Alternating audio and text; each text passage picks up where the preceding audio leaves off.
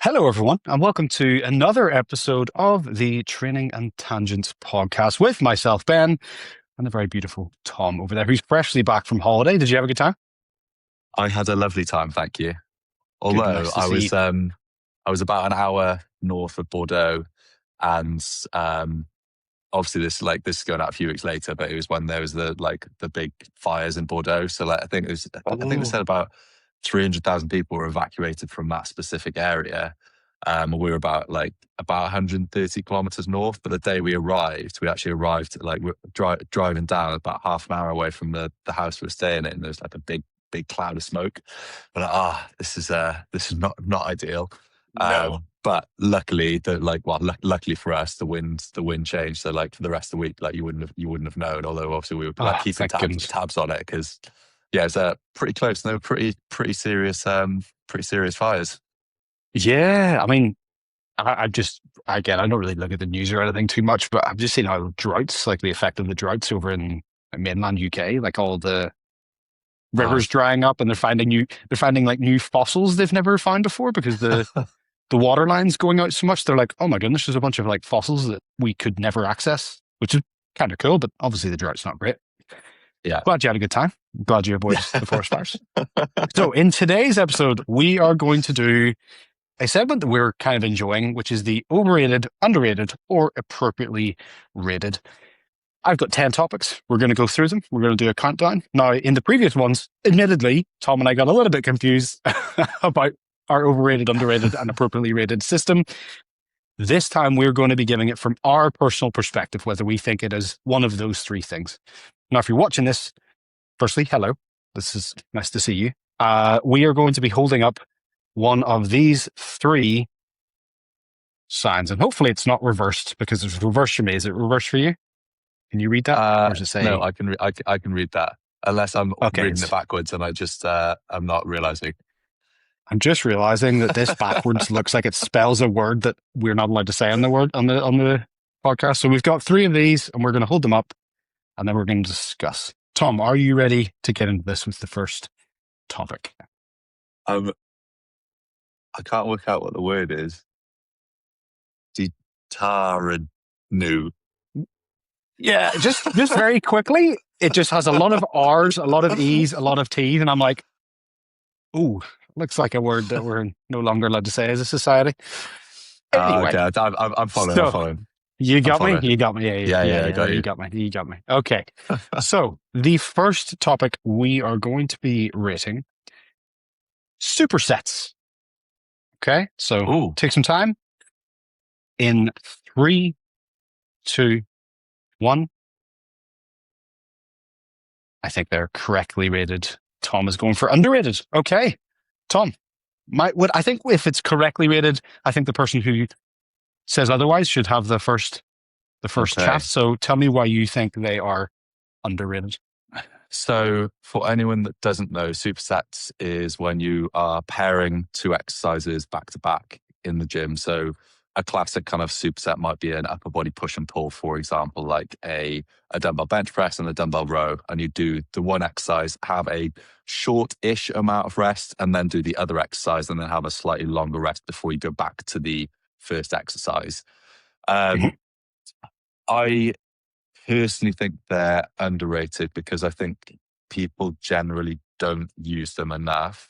And there's obviously nothing magical about them, but the way that you set them up does mean that you can generally make your training a little bit more efficient because you're having adequate rest for or you're having slightly longer rest for the working muscle. As in, like if you do your press, have 36 seconds rest, do your pull, and then have like 60 to 90 seconds rest, you've actually end up having 2 to 3 minutes before you do your, 2 3 minutes, yeah. next press. So those muscles are like, or should be feeling fairly well rested by the time you go to do them again, rather than just doing straight sets where you do like your press, have 2 to 3 minutes rest, do another press, have 2 to 3 minutes rest. So by doing that, you're basically getting almost twice the amount of work done in the same time frame. The thing Yep. that I think like you obviously do need to be mindful of is that when you're going into your next set, making sure that you're not still out of breath from the last one, which is sometimes the thing that catches people out, and is the thing that sort of would detract from using them if you end up feeling like out of breath, and it's like the reason you're having to stop your next set because you're out of breath, not because that muscle is getting close to failure. But Yep. yeah, basically, I think they're generally a good idea and underutilized for the most part by most people. Yeah. You know what? I would agree. I think some people think that they are magic, that that's a way of building muscle tissue. It's the best use of a superset is if you are pressed for time. Um, in fact, that's kind of it. Like, really, like that's the only time I'd really superset if someone is limited in their time or their training just needs them to be that efficient. Like, I think, and it's a good way of like breaking plateaus and making training a little bit more engaging rather than just doing a straight set and then resting for 2, 3 minutes, standing around. It's also great because, yeah, usually, again, if you do it like properly, you should be using the agonistic and antagonistic muscles. So basically muscles that are opposite each other. So your bicep and your tricep, your chest and your back, your quads and your hamstrings. If you're doing it that way, very, very effective. I think the reason why I say it's appropriately rated is because I think, again, from my perspective anyway, this is what I try to really teach from all my clients, is that it's nothing special. It's just a way of making your training a little bit more effective in terms of timing and efficiency in terms of just getting things done. So I think, yeah, I would agree with you. I'd lean more towards underrated than I would say appropriately rated. Okay, on to the next one. HIIT training. So high intensity interval training in 3, Oh, I've lost my 2, things. It's okay, I got them. don't worry. Okay, I'm going to do it. Okay, ready? What do you think? 3, 2, 1. Yeah, overrated. Yeah. 100%. I think HIIT training people, it was touted as like a really great way of losing fat. It's short, sharp. It's got all the kind of things that scratch your brain as this is the minimal dose maximum effectiveness kind of it falls into that category. Is it great? Yes. Is it better than everything else? No, not really. I think HIIT is fantastic. It's fun. It's a little bit of a different way of mixing things up. However, the cost of entry to HIIT is often more than what people are willing to pay. It's very, very difficult to get yourself in a mindset. I'm putting myself in the position of someone who's worked 9 to 5. They get to the gym after work. They're already tired. The idea of maximal effort in something like cardio as well, which is usually how it's based, can be very overwhelming. And it could be the reason why someone just goes and sacks off the session. Is it better than list training? No, it's just a different tool that I think is often made out to be something it's not. It's kind of my 2 cents on HIIT training. Anything else to add to that? So I think I think HIIT and list are always or very often looked at through the lens of fat loss, and from a like if we are talking from a fat loss perspective, like say HIIT training is a lot harder than doing something that is like fairly easy and steady state. Mentally a lot harder and physically a lot harder to recover from. So and actually from a calorie burn perspective, there was some studies showing that like people thought you got like this amazing like afterburn effect where you burn loads more calories like after you've done it. There is a slight increase, but it's actually like a lot more minimal than what a lot of people think. Like the main bulk of calories that you burn are from the exercise bout itself. So like however many calories you burn whilst you're doing it. So obviously if you go and do like a half-hour easy bike or easy run or something like that, you'll end up burning more calories than what you would in a like a 10 or 15 minute HIIT bout probably anyway. Or it might be roughly equatable. But also people that were doing more HIIT stuff were that tired after that they ended up moving less. So actually their total calorie burn for the day was actually ended up being less. So I think from a fat, like if we're looking at it through a fat loss lens, HIIT generally is probably a bad idea unless you really enjoy it. But I also think that like there is benefits to doing hard intervals from a performance perspective, from like an anaerobic capacity perspective, from like that perspective. that does make it worthwhile. And obviously depending on your goals, like if you do a sport, anything like that, there will potentially be benefit to adding in like some 100%. form of like HIIT based training, if you're being specific about what the outcome is. And I just think it's worth saying that, because I think like a lot of the conversations around like this are always focused through like specifically through a fat loss lens, Loss. and I think like Yeah. it's like I think it's something that puts a lot of people off doing specific aerobic work, versus just going out and doing some steps, because from like a fat loss only perspective, you don't necessarily need to. But I think from a health and a longevity perspective and a performance perspective, including some aerobic work in your training is a good idea. So Completely agree. yeah, just wants to add that. Perfect. Perfect. Okay. Next one up, cold plunges.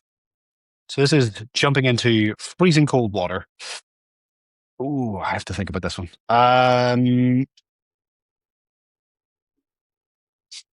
Okay, ready? In 3, 2, 1. Yeah, we both agree. What are your thoughts on this? So for the people who are listening rather than watching, we both said overrated. Yes, sorry. Yes, forgot this is an audio podcast. Yes, we both agreed that cold plunges were overrated. Thank you very much, Tom. I appreciate that. That's I was right. so concerned about. I was like, what did I think about them? Yeah. Okay, so overrated. Why are cold plunges, in your opinion, overrated? Cold plunge. Did we say that the HIIT was overrated? I think we did specifically say that. For anyone who was Yes, confused about yes, we what we were did. talking about, we both said HIIT was overrated. Cold Yes, yeah, plunges. It's funny because personally I like them. I feel good after doing them. yep, But I think a lot of the science around them is a bit overhyped, in terms of like the benefits that people claim you will get from doing them. And they can actually impact the adaptations that you can get from training. So in the same way that if like say for example you do a really hard session and you're sore afterwards, having a cold plunge can eliminate that soreness. But by eliminating that soreness, that can actually blunt the adaptations that you're trying to get by doing the training. So yep, for example, like where they'd be really useful is say you're playing a sport and you've got like a game on a Saturday and then you've got to play again on a Sunday, or you've got like back-to-back events that you need to recover from really quickly. Doing it like using sort of cold plunges at that point would probably be a good idea, because you're just trying to perform as best as possible rather than actually like get an adaptation prolonging that process. from the Yep, game. Whereas it like the same thing happens with training. If you like you do some training, you get a bit sore. If you immediately go and have a cold plunge, it's gonna like you maybe won't be as sore, but also you probably won't get the same like level of stimulus and adaptation that you would have got had you not done it. So that's yep, the main reason that I think they're overrated. And yeah, I think it's one of those things that's like that there's always stuff that like this that comes up, like nasal breathing and like all of those things, where there may be some like there's probably a little bit of benefits hidden in there somewhere, but like people massively inflate the benefits that you can get from doing these things. yep. Again, it falls into that magic bean feeling of that's something that's extreme that I'm not doing. Maybe that's the reason why I'm not getting the results. I need to implement that. I need to implement this. And, HIIT falls into this as well. It's this extra thing that when you hear people doing it, you never really hear people complaining about it. The people who are doing it, they don't complain about it because they understand that, yeah, it sucks. Everyone knows it sucks. But as you said, like the benefits you feel from it, like that, it's doing something hard on purpose. I think that's the benefit of it, of you're willingly doing something that is challenging. And let's face it, that's kind of life. Like we need to do things that are challenging, that are uncomfortable to get to, you know, experience more things and to progress in certain ways. And I think that's kind of where it falls into. But yeah, you mentioned there perfectly that are there huge benefits to it? No. Are there some benefits to it? Yes. Are they worth it? Like if you're a random person listening to this, do you need to go out and buy a cold plunge? No, you don't need to. If you want to, go ahead. Like, it's not going to be any, the negative impact it has, as Tom was saying about the adaptation. Is it enough for you to not do it? No, like it's fine. It probably won't make a huge difference, but I think it really does just comes down to personal preference. If you Yeah. like doing it, good on you. Like absolutely no problem Yeah. with it in my opinion. And that's the thing, Oh, like I do like I do like a cold plunge and like generally come out feeling like pretty buzzing from it, oh like energy feeling really yeah, good and just you feel good. So it's yeah, yeah, I'm a fan, but like yeah, my reasoning for saying overrated is I think a lot of the benefits that people say you'll get from it are also slightly overrated. I agree. I agree completely. Number 4, Monster. Monster. Monster Oh, Energy. This bad boy right here. monster. It's Monster. Yes. So, do you think Monster Energy drink is overrated, underrated, or correctly rated? I'm trying to think now myself. I'm gonna I'm gonna go. Okay, you got it. Ready? 3, 2, 1. Yeah. Okay. Yeah. Okay. So I drink Monster pretty much every day. So I'm not a coffee person. we've Like, both said overrated oh, again. yes, thanks, Tom. Okay, that's your job. I'm just gonna yeah. Tom will tell everybody what we've picked because I clearly can't remember. Monster. I think for me, I love it. I drink water primarily, so having that little bit of difference in my just taste palette is nice. I look forward to it. It's my version of coffee. It has been almost like deified in the. I don't even know if we can call it the health and fitness industry anymore. Like I saw this the other day. Fitness influencers are dying because they're doing crazy stuff and bodybuilders. And I was like, is this really health and fitness industry anymore? Like, is it? Because a lot of the people who are at these, you know, in these positions of power, they're not really fitness influencers. They're just influencers. Anyway, so Monster has been like deified. It's like this incredible thing. It's just caffeine that tastes good. That's it. There's nothing special about it. When it hits my lips, yes, do I feel like I've just kissed heaven? Maybe a little bit. But, I assume that's the same as people when they have their first coffee in the morning. You're a big coffee fan, aren't you? Yeah, Like, yeah, I drink a fair amount of coffee, and yeah, like I don't drink Monster that often, and it's nice. yeah. I get it, but also yeah, like you say, It's just a it drink. seems to be like yeah, everyone. Maybe it's just like our sort of echo chamber of like the stuff that you see online, but like pretty much Yeah, everyone who I yeah. see drinks Monster and like absolutely swears by it, particularly White Monster. I think White Monster's like got its own sort of category, hasn't it? And like Doesn't yeah, it? Yeah, it's good, but yeah, overrated in my opinion. correct. And whenever if I'm away somewhere, now Monster is very easy to get. If I'm away, like for example in Portugal, I could very easily go without drinking it. I just enjoy it. There's nothing special, but yes, there's caffeine in it. You obviously be careful when you're taking it. But it's nothing special. It's just a nice drink that I enjoy. But I think the fitness industry, again, I'm air quoting here, fitness industry has made it like it's this ambrosia like nectar from the gods. It's just good. It's just good. Okay. Moving on to the 5th one. Exercise classes. So what I mean by this is, normal gym, you got body pump, spin, all those ones that you're forced to take as a fitness instructor when you start your career out, which I definitely had to do. What do you think about exercise classes? Are they overrated, underrated, or correctly Mm. rated?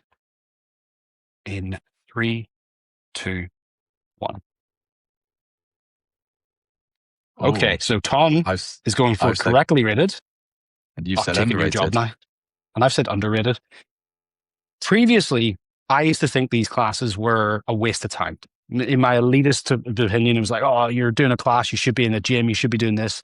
You should, why are you doing body pump? You should just be doing a normal session. Why are you doing body combat? You should just be going to a combat sport. Obviously, as I've gotten older, I'm like, that was wrong. The community aspect of a class is something that I think is so underrated. The idea that maybe you don't want to go to that session, but your mate who you see in that class all the time is going to be there, and you don't want to miss them. You don't want to let them down by you not showing up. community is such an integral part of being human. And I think when you've got a community, that's why I think High Rocks is great, why I think CrossFit was great, why I think any activity where you are part of a team and a community that's larger than you. Yes, you may be there for your individual health. When there's that banter, like we've both been part of sports teams, being part of a team is arguably the best part about playing organized sports. There's nothing better than it. The banter you get, the rapport, the little inside jokes you get. I think those classes, yes, in my previous thoughts, so I was like, nah, it's a waste of time. I think they're fantastic. If it's the reason why someone gets down to the gym, I love it. So I'm all in favor, and I think that people don't appreciate that. I certainly didn't. But yeah, I would say they're underrated just for that aspect. Are you getting out and moving? And there's a big argument or a big kind of thing going on. I've seen where coaches just like to shit on other people's approaches on High Rocks, CrossFit. There's just always someone to shit on. And I hate it because we're the people who are supposed to be encouraging activity in whatever manifestation you can find. I don't care if you want to do ballet. I don't care if your activity is going around playing LARP, cross or flipping role playing outside in a field with foam sword. I don't care. As long as you're active, you're having fun. That's what matters to me. It doesn't matter how optimal. You could always worry about optimal. Optimal is always going to be there looming over you. I think classes they're underrated in my opinion. Yeah. No, I completely agree with everything you said there, mate. I think in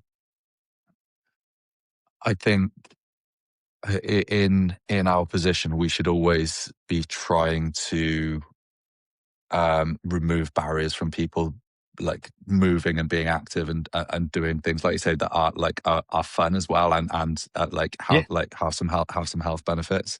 And I completely kind of resonate that in the past I probably would have sort of poo-pooed classes a little bit more just because then they're not optimal in terms of like obviously they're not optimal in terms of like hypertrophy or like building muscle tissue or like fat loss or anything like that.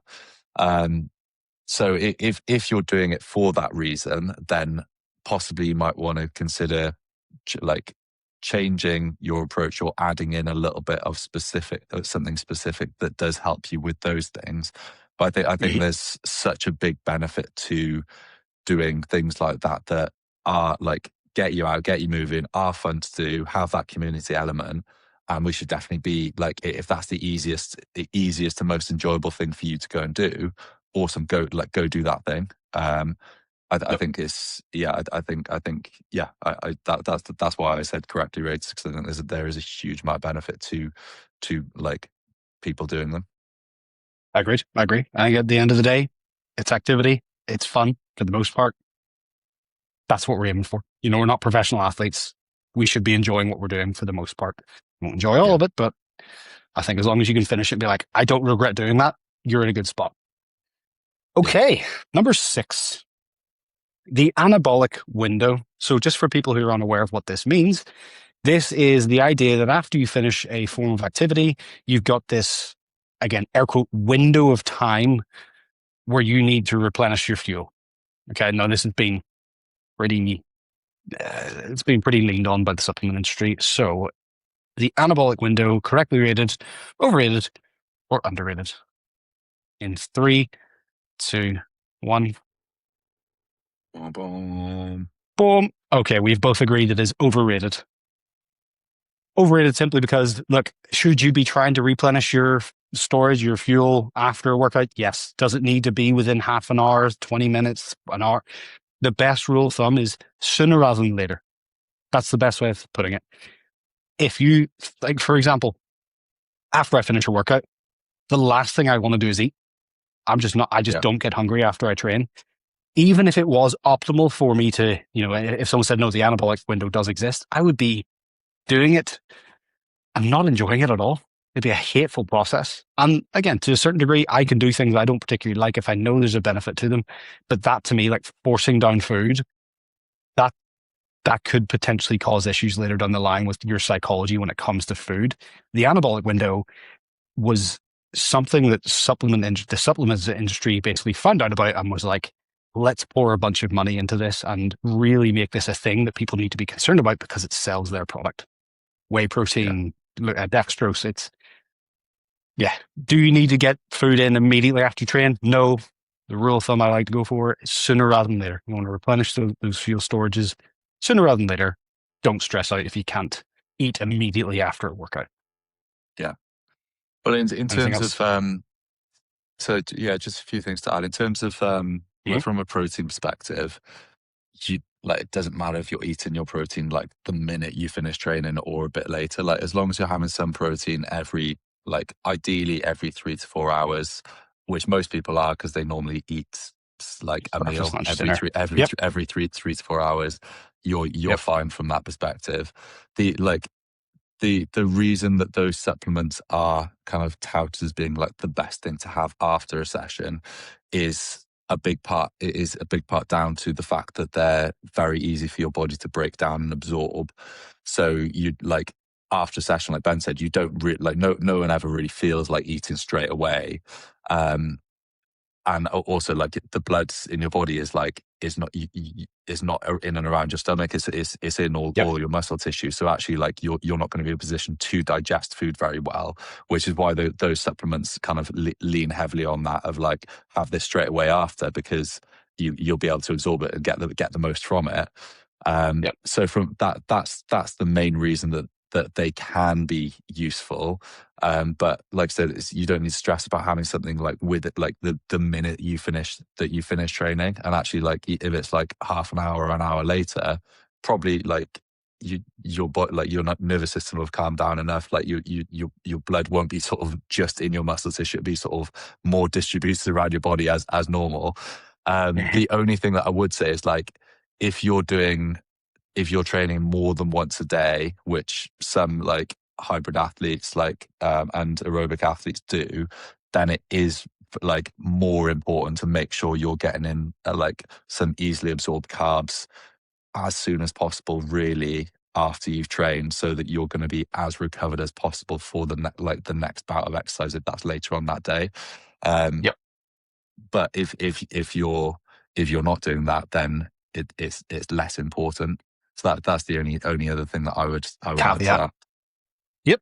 Perfect. Perfect. Okay. Number 7. We're rattling through these. Sports massages. Oh, Don't feel like I need to explain that any more than I have. Uh, okay. Okay. mm. Yeah. In 3, 2, 1. Oh, we've gone opposite. So I say underrated and Tom is saying overrated. Okay. So you think they're overrated? So tell me, why do you think they're I overrated? I almost went correctly rated. Same. Same.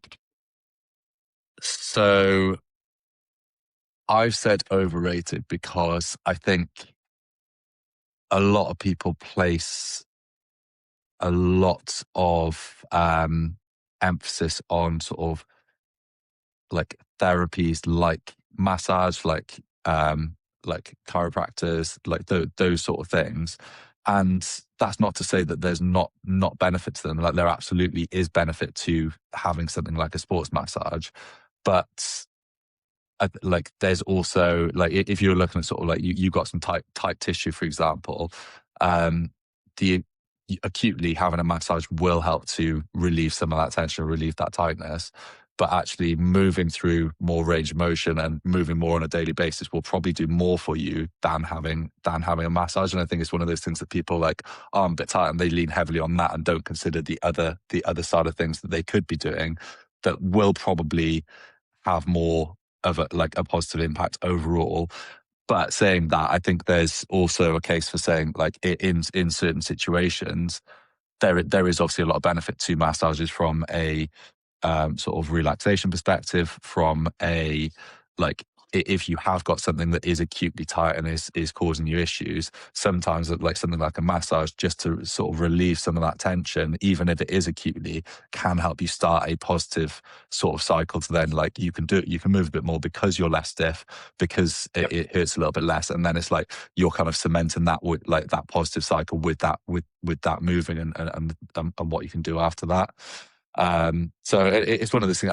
I almost said appropriately rated because I like, again, like the cold plunges, I really like massage and Same. generally feel really really good after.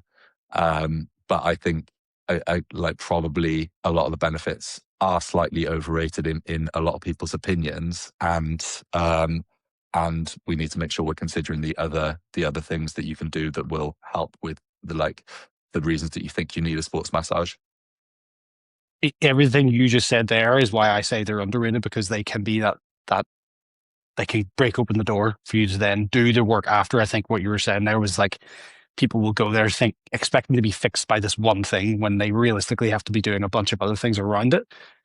For me personally, I find they're massively underrated in my opinion. Again, I have to say this, it depends on the person you're going to. Yeah. I've been to great ones and I've been to okay ones. The great ones genuinely can make you feel motivated again to train. They can give you that sense of excitement about progressing. So in my opinion, they can be such a underutilized aspect when it comes to keeping you in the game, to keeping your best ability of your availability. I love that phrase. They can really help you with that. And some things you just physically can't do yourself. Like you physically cannot strip out a muscle yourself because of where it is, like in your mid back. Like how are you supposed to do that? You can get a ball and roll it on your back and all that stuff. But realistically, sometimes you need someone else's expertise to help you. Which again, for me, if I was going, again, I'm speaking from my own experience here with my shoulder, I would go to the physio and my shoulder would be all jacked up and I couldn't be able to move. I wouldn't be able to move it at all. After that, I'd be able to move it and I'd be like, oh, okay, so there is a bit of light at the end of the tunnel here. Because injuries, as we've talked about before, psychologically can ruin you. Physically, we know we can recover. It's the psychological impact that an injury can have that is, in my opinion, far more detrimental to your progress. So for me, I just know how great it's been when I've gone in feeling a certain way, being a bit low, being a bit pissed off, coming out being like, oh my word, I can actually move that again. That's exciting me towards moving forward. So that's why I would say, but I agree with you on everything else, like completely. It's not the be all end all. It's a fantastic tool. I love them. There's also an element that you're doing something for yourself. Sports massages are admittedly not particularly comfortable a lot of the times. And there's something about going through that discomfort, like we said earlier with the plunges. It's a good type of uncomfortable because you know there's benefit on the other side of it. And that's why I think they're pretty fantastic. But again, it depends on the practitioner. Okay, here's the fun one. Number 8. Fitness influencers. Okay.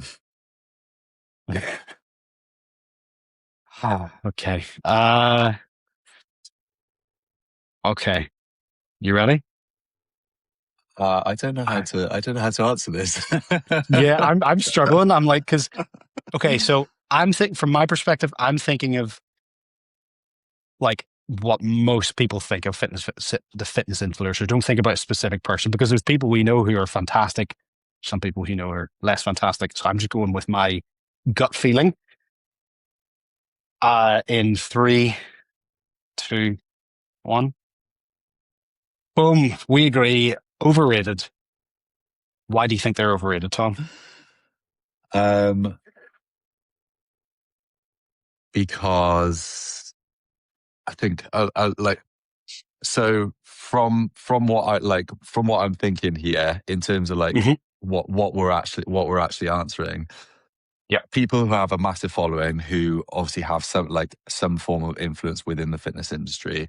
I think, like you say, like some people who are like fitness influencers, like we know quite a few ourselves who we would rate as being like genuinely good people, good coaches, that sort of thing. Yep. But I think probably the vast majority of people that are fitness influencers are trying to sell their own system and just doing stuff for engagement or for something that benefits themselves rather than necessarily like helping Their audience. like helping the wider audience.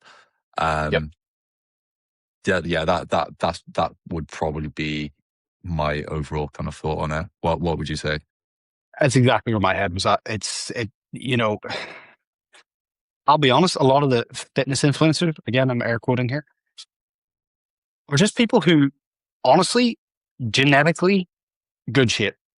A lot of them don't actually have the knowledge that they need to have. A lot of them just like training themselves. And this is the big difference. This is why the average coach, in my opinion, lasts, I think it was like 2 years. The average person who does a personal training qualification, I think, is only in the industry for 2 years. That's because they just like training themselves. They don't care about other people, really. They don't care about other people. They don't know how to coach people. You could be an incredible athlete, but not know how to coach someone. That's fine, but I think that there's that disconnect of a lot of it is ego. I was thinking about this the other day. Most people who coach, most, again, not all, have gotten into the industry because at one point in their life, they felt they didn't belong somewhere. I know that was for me. I know that going to the gym and not, but I have a lot of the people we look at as coaches and fitness influencers. Again, I'm grouping those in. In my opinion, they're very rarely the same, but they are kind of separate things sometimes.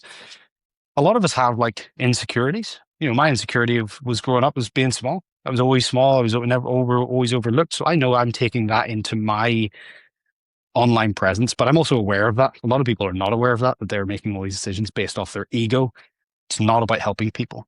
So in my opinion, fitness influencers, take every single thing you hear with a grain of salt. Don't take what someone says as gospel. Always look at other people to find out what's going on. And even then, like as we said earlier, you might find a fitness influencer that you absolutely love, who loves cold plunges, and you love cold plunges, and you're like, oh, I agree with everything they say. You can't agree with everything everyone says. Like it just doesn't work. You have to be willing to be wrong. I actually look forward to being wrong because it means I can improve and I can get better. And I'm always first to admit when I'm wrong. Fitness influencers, in my opinion, are they helpful? Yeah, to a certain degree, but just be careful with who you're listening to. That's all I would say. So that's why I think they're overrated to a certain degree. Yeah. Okay. I think that's fairly solid advice generally, isn't it? Like, think critically about any information that you're consuming and don't take it as gospel fact. Yep. Try it out yourself. Find out whether it works for you. That's the best thing you can do. Experiment and have fun. Okay. Number 9, 10,000 steps. So this is the kind of the number that was chucked out. 10,000 steps. Everyone always talks about that. Do you think it's overrated, underrated, or correctly rated? It's a tricky one. Yeah. So first of all, did you know, this is a fun fact, and I think I've said this before, but the 10,000 actually came from our promotional material from the Olympics. So when they released the pedometer, it was coinciding with, I think it was the Olympics in China. I think. Obviously, how many circles are in the Olympic rings? 5. They put a 1 in front of it. Yeah, they literally put the 1 in front of it. It was part of the promotional surrounding the pedometer. So that's where that 10,000 came from. Because it is a bit random. Like you think, like, why is it 10,000? Why do we sit on that? Because 10,000 for the average person who works 9 to 5, it's not that achievable. You have to really consciously, if you're not an active job, you have to consciously go out and get it. Anyway, sorry, we'll get to the correctly rated, overrated, but I just wanted to give that random fact because I think that's fun. Nice. 10,000 steps. Okay, in 3, 2, 1. Boom! We agree. Correctly rated. With just what I said there, I think 10,000 steps is a great amount of steps to be getting. Some people, they don't even need to think about their steps because they work in an active job. Other people really have to put so much time and effort to just get those steps. Like, for example, me, I'm an online coach. I'm at a laptop most of the time. I had to find a way of getting my activity up. So I got the walking pad to go under this desk, and I use this every single time I'm doing a call. And now my steps have jumped up. I think that I've almost doubled my step. In fact, it's more than double since I made this decision. Steps are one of the most impactful ways that you can improve your health. Nearly everyone has access to going for a walk. Again, not everyone. Nearly everyone can go out for a walk. It's a super low level entry that everyone can benefit from. You could be training really well and eating pretty well. If your steps are super low, you're still fighting a bit of an uphill battle. I think steps are such an important element that are really, in some elements, underrated. But I also think this idea that you should be getting a certain amount is overrated. So I think that's where it kind of lands for me, and it kind of appropriately rated. Is that similar to you? Is that what you kind of think in that regard? Yeah, I think the reason I say correctly rated is that it's the easiest way to quantify your non-exercise activity, which is essentially Yep. the most important thing. So basically, we just want to be moving more on a daily basis. Yep. The reason I almost said overrated, because I think it gets to the point where people like fixate on this number. Like there's nothing Yes. obviously magical about that, and also it's like if people are focused on that over potentially doing other things like going for it, like go and do a half-hour cycle or something like that obviously won't give you any steps, but will have like some aerobic benefits and like other benefits as well. But it might make your steps lower. Like people, if you're over fixated on this Sacrifice one it. Yep. thing, then you'll potentially be sort of like missing the forest for the trees. So it's the Yep. main thing that we're trying to do and trying to promote is just being more active on a daily basis, and steps is Yep. just our kind of easiest quantification for doing that. And yeah, there's obviously no sort of magic amount, like you say 10,000, like that was just kind of plucked out of the air really. Promotional. Yep. Yep. But yeah, there's a strong correlation between sort of how many steps and how active someone is and their life expectancy. So it's like it is one of those things that just being more active on a daily basis is important, and steps is a nice easy way to quantify it. 100%. Nothing more to add. That was perfect. Mm. Okay. Last one. But Oof. before we get into this one, got a would you rather. That actually came up the other day when I was hanging out with my friends. Ooh. Would you rather get a superpower, but it shortens your life by 10 years, or live the rest of your life as you are? Now, the superpower is one that you actually want. Like, it'd be a cool one, but it immediately takes 10 years off your life. Mm. It doesn't mean you know when you're going to die. It's just like, okay, you get the power. You just have to sign a piece of paper and it says, yeah, you're foregoing 10 years of your life here. It's hard. What I said in this was, so you could sign that piece of paper and then immediately die, because Yeah. Yeah. you don't know when you're going to die. So you could be like, I'm going to have telepathy. Dead. Yeah. So that's the risk you got to go into. Yeah. Again, we're not going to specify what it's a superpower that you would like. We're not going to go into like what Yeah. superpower it would be, because then you're like, but it's a superpower that you'd be like, that would be like incredible. Well, we don't have to specify. What do you I think? mean, yeah, this is hard, because like if you're gonna assume that you have an average life expectancy of like what I don't even know what it is now, like 80, let's say, 80? and maybe Yeah. a bit more. Yeah. I Yeah. don't know what the exact number is now. I'm just Potentially the checking it. last, yeah, potentially the last 10 years of your life, depend on who you are. Like like you might not have much like physical freedom. You might not have like like there will obviously be some like after like a period of time, like aging will take its toll, and you won't be as able to do what you want to do, or like that sort of thing. So that's Yep. making me think like, yeah, possibly if you're going to live as full and long a life as Full of a possible, life. Yep. actually having 10 years less, but being able to like have a superpower to do more things in that time, then that would probably make it worthwhile. Yeah. See, that's my thinking. I think, there's living long and then there's living a life. And Yeah. that's, we can go, that's such a deep, concept to talk about, but it literally comes down to that. It's like, do I want to be alive, or do I want to live? And Yeah. I would pick the superpower, knowing that it takes 10 years off my life. So Yeah. It's lifespan versus health span, isn't it? It's like, that's exactly it. Okay. The last one, training partners. Having a training partner, is it overrated, underrated, or correctly rated? In 3, 2, 1. Oh, so Tom's gone for underrated. I've gone for correctly rated. So Tom, you've got the stronger opinion. Talk to me.